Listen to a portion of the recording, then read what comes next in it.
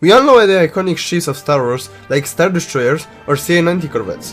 We have seen them in countless space battles, but sometimes we just see the numbers, huge fleets, and we wonder how could the Rebellion defeat the Empire, for example, if the size of those fractions was incomparable. In this video, we will dive much deeper into unique approaches of space warfare and find the one best navy in Star Wars. I will compare 4 well-known fractions: the Republic, the Confederacy of Independent Systems, the Rebellion, and the Empire. I split the comparison into 6 categories: ships quality and overall strength, fleet sizes, strategies and doctrines, leadership, technological advancement, and pilot and crew training, ranking them from very bad to very good tiers. So let's start with the first category: ship quality and strength. The Empire. They had ships that were very durable and intimidating. They focused on firepower. The Empire never thought that their ship could be attacked with a significant force, so they often had weak shielding compared to size.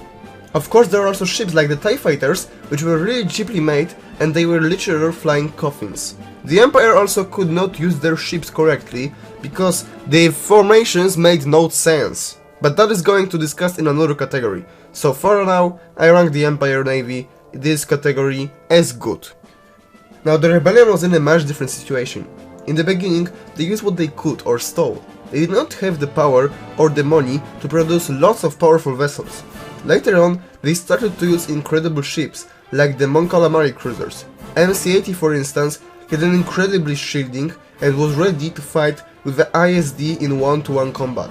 The other ships like the fighters were incredible. X-Wings, A-Wings or Y-Wings were ships that with a skilled pilot could destroy tens of TIE Fighters. The repurposed civilian ships were often easy targets, therefore the Rebel Alliance deserves the rank of average. CIS, similar to the Empire, relied on quantity. Their mass-produced ships, heavily automated, were often lacking of quality. Nevertheless, there were also some great ships like the Munificent class frigate or even the Providence. Most importantly, in difference to the Empire, the CIS had used their ships in the correct ways, creating powerful fleets and formations. But again, I'll talk more about this in another category. For this one, the CIS will get the rank of average, because even though they had some great vessels, we need to look on this as a whole. Lastly, the Republic had a great number of good ship types. The best example was the well-known Venator, which was versatile, strong, and well armed. Republic ships were capable of carrying lots of also good quality starfighters that could take out droid cruisers and frigates even without the help of big Republic vessels. Overall, in this category, the Republic deserves the tier of good. Now, before we get to another category, I would like to kindly ask you folks to help me out and subscribe, like and comment and join our Discord server. This can really help me out and motivate me. For now, let's get back to the ranking. Second category, fleet size. Of course, the Empire had the biggest fleet from them all. Millions of ships, from small patrol vessels to thousands of huge Star Destroyers. I can't really say nothing more than the Empire is getting a tier of very good. On the other hand, the Rebellion has operated in small, scattered cells with limited fleets. In the beginning, they struggled to field more than a few capital ships. In that case, the Rebellion is getting the lowest rank of very bad. CIS had countless ships, built by automated factories, number often overwhelmed opponents. They had less than the Empire, but we need to keep in mind that the Empire had a whole galaxy to control, while they had some star systems, so they still deserve the tier of very good. The Republic during the war had a fast expanding fleet. It was significant, but not as massive like the Empires or the CIS. So they will get the rank of good tier. The third category, strategy and doctrine. The Empire focused on fear and overwhelming force, which was very inefficient against guerrilla tactics. The Rebel Alliance could use this and were simply taking out smaller Imperial groups. The Imperial officers often made the big ships like the ISDs vulnerable and their fleet formations were idiotic. We see that, for example, in Rogue One, where the shield gate was defended by 2 big ISDs in defensive formation, though they were designed mainly for offensive. Where are the smaller assist vessels, I ask? Straight up, bad tier to the Empire. The Rebellion, however, had amazing tactics. They were almost always outnumbered, so they had to learn how to outsmart the enemy. They had hit and run tactics, very efficient against the Empire, they were adaptable and clever. That is why I am giving the tier to Rebels of very good. Now with the CIS the case is not that easy. This faction was designed to lose, controlled by Palpatine that orchestrated the whole war. So often, when we see them losing, it may not be their fault. Yet, at the beginning of the war, the CIS was winning. Their tactics relied on quantity, and the droid control systems made CIS strategies inflexible, so I need to give them the rank of bad. Lastly in this category, we have the Republic.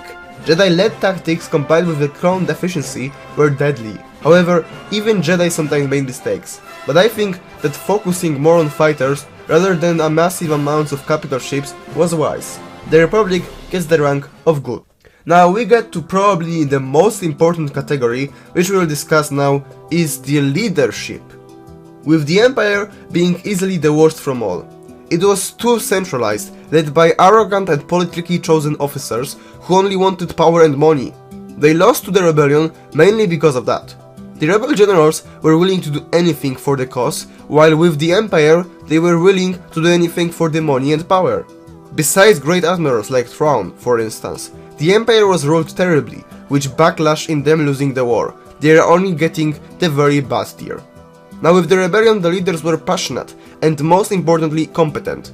Mon Calamari admirals like Ackbar or Raddus used ingenious tactics that were able to win with much greater Imperial forces. They on the other hand are getting the very good tier. Now as I said before, the CIS was orchestrated to lose. It was a puppet leadership. Real control laid in Palpatine's hands. So unfortunately they need to get the very bad tier too. The Republic had great Jedi generals and competent clone commanders, all well skilled. The only disadvantage that they had was cohesion due to moral conflicts, well, not including Ki-Adi-Mundi.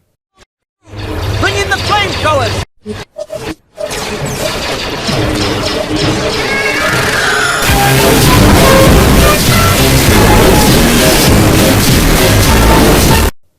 Good rank.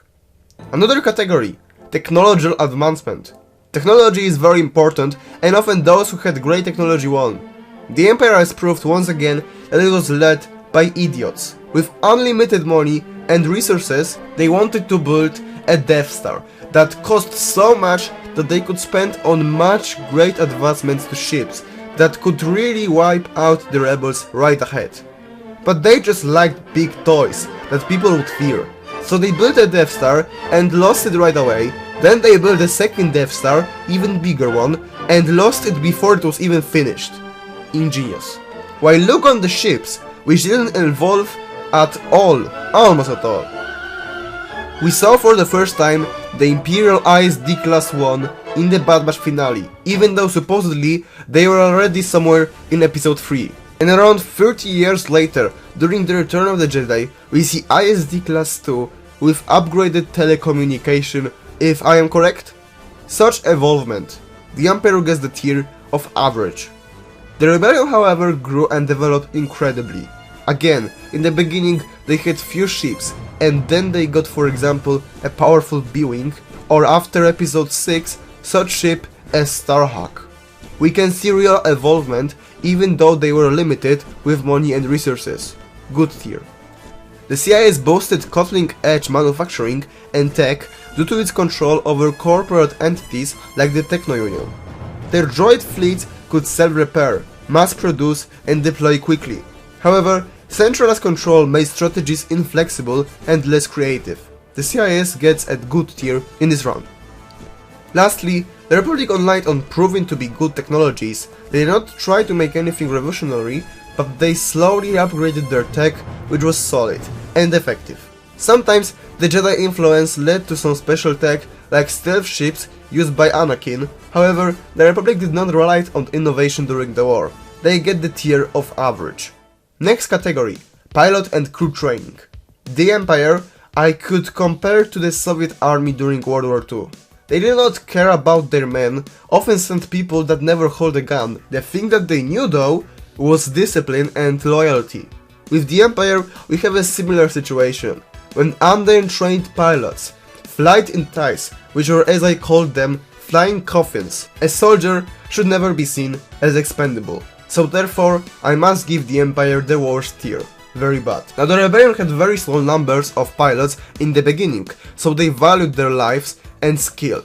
Rebel pilots were passionate, experienced and creative fighters, willing to sacrifice themselves for the greater good. With amazing rebel fighters, they were deadly as hell. I am giving the Rebellion the rank of very good. The CIS crews were made of droids, which meant consistency but no flexibility. Droid programming couldn't apply to unexpected tactics, which made their fleets unreliable. So I cannot really get anything else but a very bad tier, as there was only program that made separatists lose in lots of technically easy to win battles. Clone pilots in the Republic were highly trained from birth with elite instruction. Their coordination with Jedi generals gave them strong tactical adaptability. Crews were professional and efficient, so they get the good tier straight ahead. Now, concluding this interesting journey with you, it's time to rank the Fractions fleet from worst to best. Coming in at number 4 is the Empire's fleet.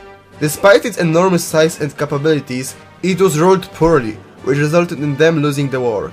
Moreover, the adaptability to growing rebel threat was very stupid, not to mention weakly trained pilots. At number 3 we have the CIS. Even though their fleets were incredibly designed, with great ships and numbers, the droid programming and overall strategies made the Separatists lose, even in the easy situations, because of the Jedi General's flair and cleverness. At the second spot we have the Republic. It is the most all-above average faction that besides technological advancement did not have any particular weak points. Good fleet and well-skilled crews made them win in a lot of space battles. And as the best Fractions navy, we have the Rebellion. In such small numbers at the beginning, they grew and evolved incredibly in every category. With great pilots and tactics, the Rebellion could defeat a whole huge empire, starting with nothing but hope. So what do you think about my ranking? Share your thoughts in the comments, like and subscribe, and feel invited to my Discord server when you can take part in discussions and events. Thank you for watching, and see you on reactions to Andor Season 2.